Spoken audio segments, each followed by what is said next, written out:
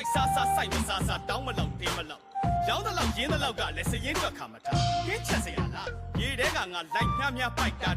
တခြားတော့ဘာမှမလုပ်တနေ့လဲထုံးပြုံးနှုတ်ကောက်ဆိုင်နွားကြောင်ဒါမှမဟုတ်ထင်းခွဲရေခက်သမင်းစားပြီးတရေလောက်မိတ်ကျင်းလာရင်လည်းအညောင်းကြီးအညာပြေးရွာရိုးထွက်အလှအိမ်